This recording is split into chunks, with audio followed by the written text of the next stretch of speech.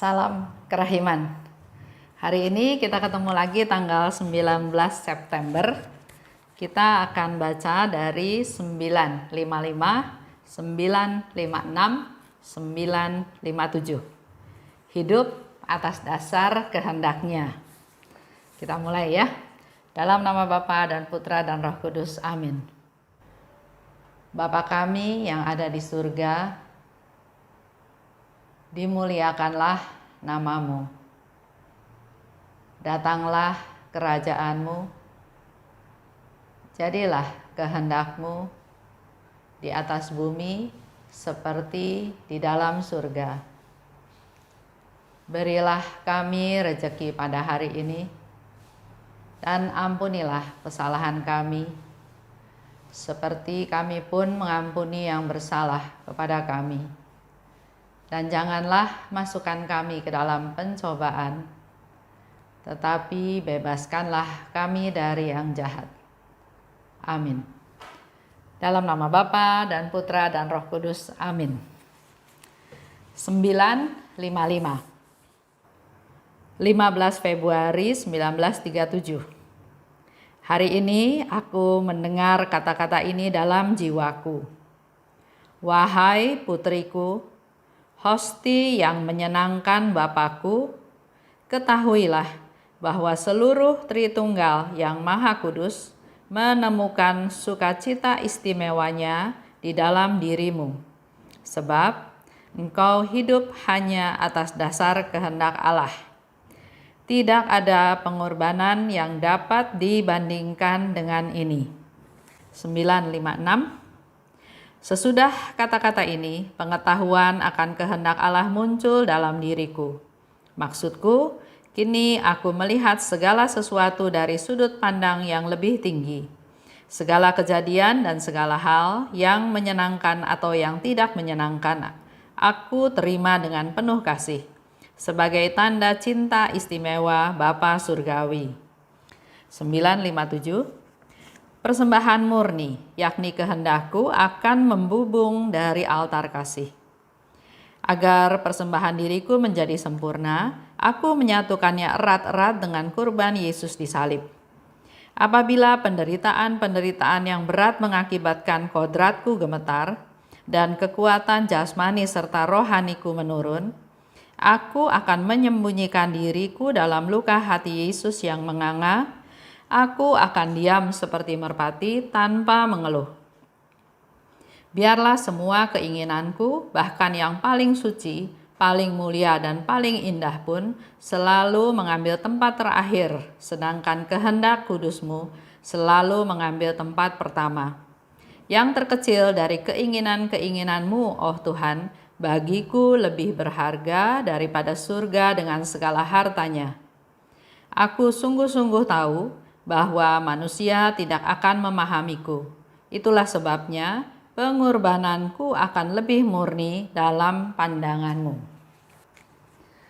955.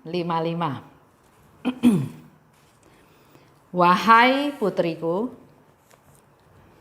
hosti yang menyenangkan Bapakku, ketahuilah bahwa seluruh Tritunggal yang Maha Kudus menemukan sukacita istimewanya di dalam dirimu, sebab engkau hidup hanya atas dasar kehendak Allah.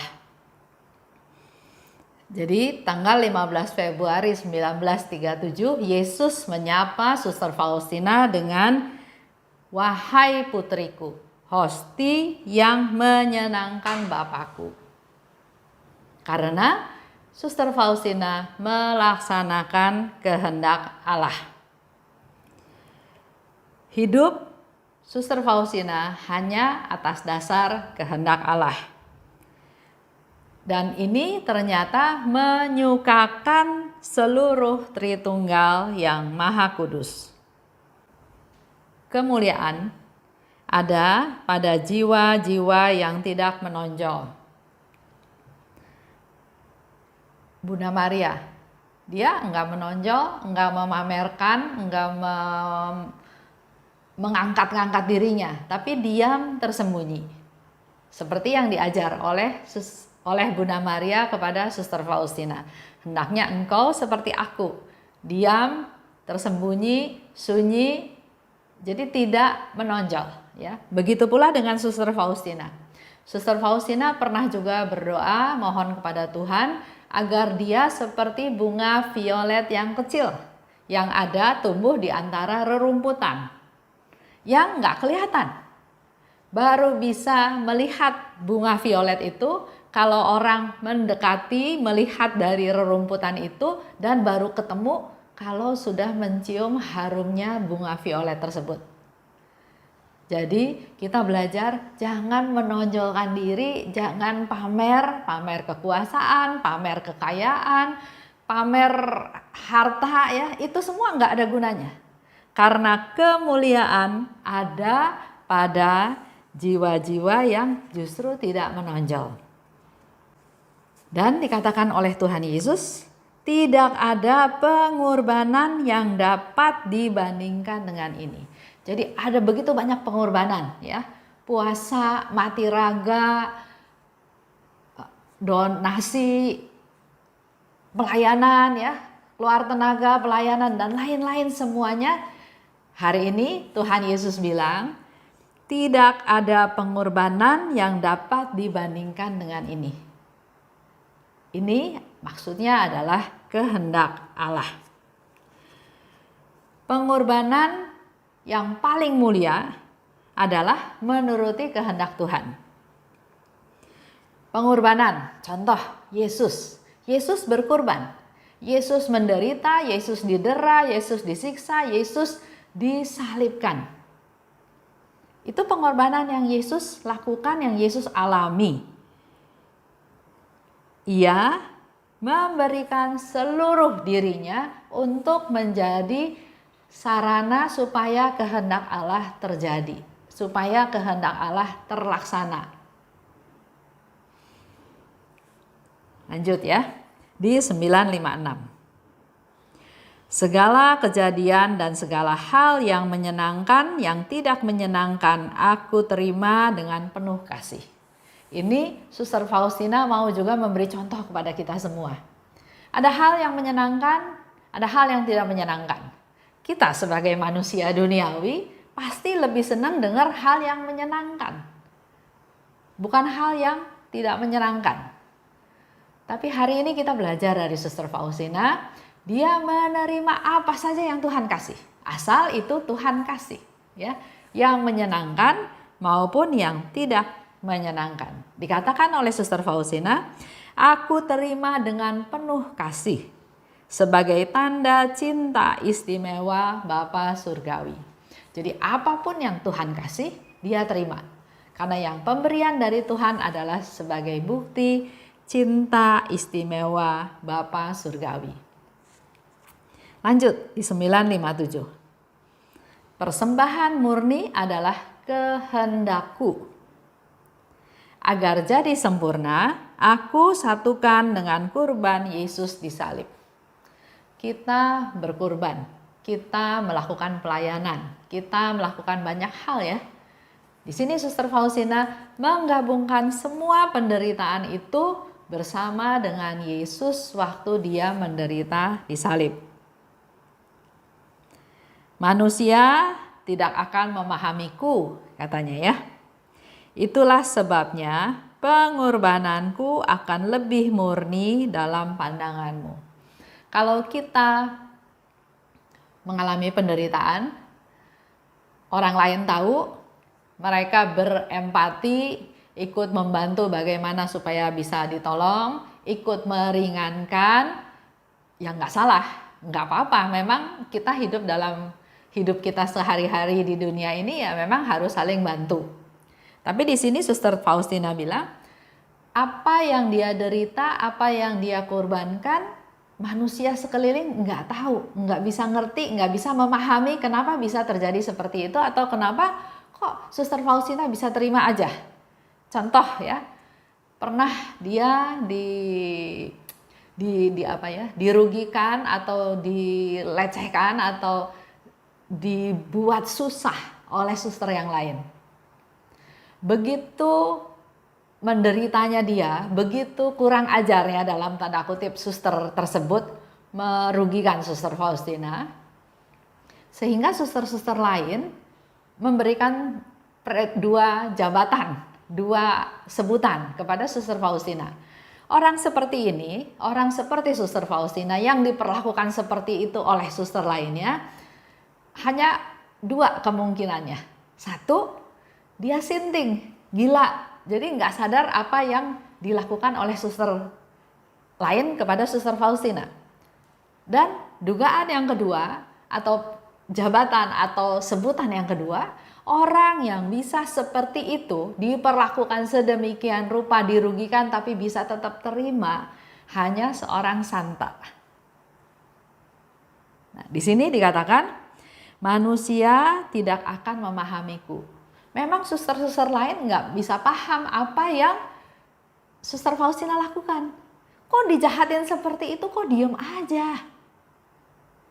Kalau bukan orang gila ya ini santa. Sampai suster itu menyimpulkan seperti itu. Itulah sebabnya pengorbananku akan lebih murni dalam pandanganmu. Contoh kita pelayanan ya, contoh dalam pelayanan. Kita melakukan suatu kegiatan, kita melayani dengan harapan kan pelayanannya bisa diterima oleh orang yang dilayani. Dan orang yang dilayani akan berterima kasih, akan bercerita kepada orang lain betapa hebatnya pelayanan kita, betapa berhasilnya pelayanan kita, betapa bermanfaatnya pelayanan kita. Nah, di sini yang dimaksud oleh Suster Faustina, bisa jadi nggak murni pelayanan kita.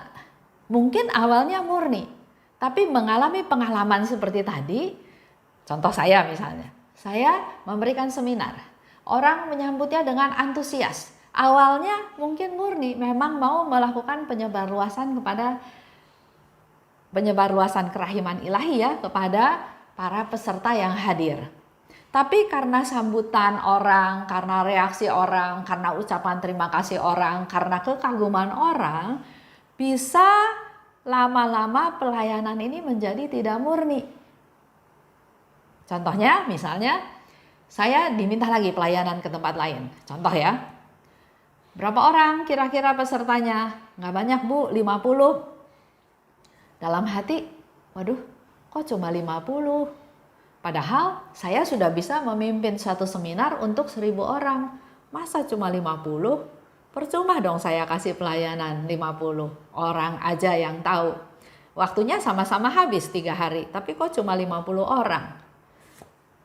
Mulai tidak murni. Karena saya punya harapan lebih. Saya mungkin ingin dikenal, saya enggak percuma kasih seminar. Kalau bisa 1000 kenapa cuma 50? Di sini inilah kata-katanya Suster Faustina. Justru kalau manusia tidak memahami pengorbananku, maka pengorbananku akan lebih murni dalam pandangan Tuhan. Saya nggak perlu minta pendapat orang, terima kasih orang, pujian orang lain. Orang lain nggak tahu, ya udah biarin, nggak apa-apa. Itu baru pelayanan yang murni namanya. Untuk hari ini itu aja, singkat, padat, tapi mari kita sama-sama menjadi lebih berjaga-jaga, lebih tahu bahwa kalau kita dalam pelayanan masuk ke pelayanan yang dalam tanda kutip sepi pujian, kita akan makin murni, makin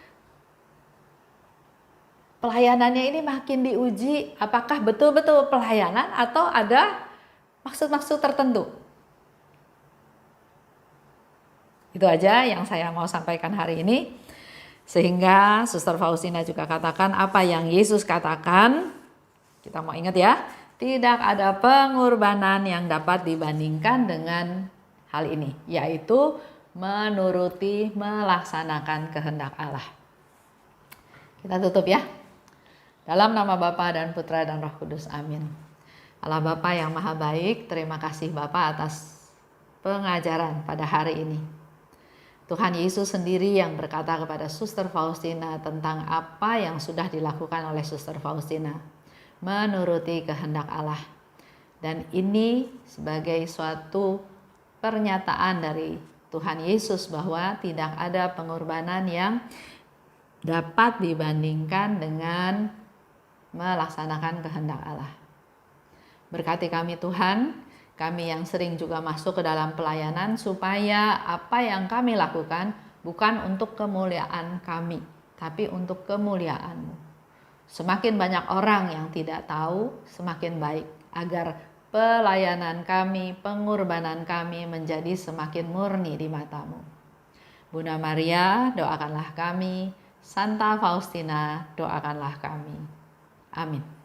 Dalam nama Bapa dan Putra dan Roh Kudus. Amin. Salam kerahiman.